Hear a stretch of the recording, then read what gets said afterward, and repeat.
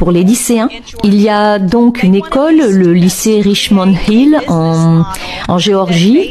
Ils voulaient que les étudiants créent un modèle d'entreprise qui consiste à élever et manger des bébés humains pour résoudre le problème de la faim dans le monde. Nous pensons que c'est un professeur qui a programmé ça. L'une des premières choses avec laquelle il commence, c'est que lorsque vous nous donnez votre enfant, que vous ne pouvez malheureusement pas garder, nous vous le prenons. Ne vous inquiétez pas, votre bébé est entre de bonnes mains.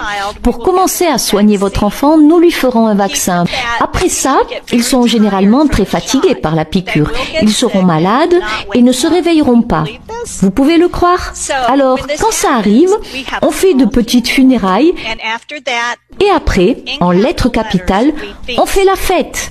Puisque l'enfant est décédé, nous n'avons plus besoin d'utiliser de terre pour les cimetières, alors nous les mettons sur le grill et nous cuisons leur chair pour en faire de délicieux hamburgers.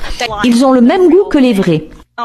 Oh mon Dieu! Puis ils passent à leur plan d'affaires de production de masse.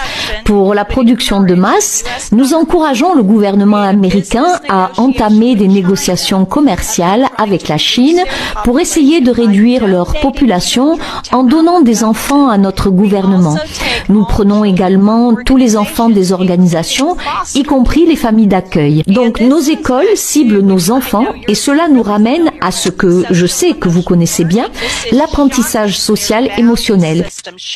C'est choquer leur système de valeurs, choquer leurs émotions pour pouvoir les briser et rendre cela normal. Nous savons également qu'en Californie, le gouverneur a signé la semaine dernière un projet de loi rendant obligatoire ce programme d'études ethniques.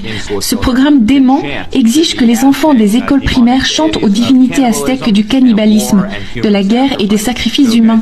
Le niveau de dépravation qui envahit nos écoles publiques et comme vous le voyez, même en Géorgie, est absolument hors norme. Rhonda, que vous disent les parents? Vous avez passé des coups de fil à certains responsables des écoles concernées. Qu'est-ce qui se passe? Est-ce que cette personne va être renvoyée? Nous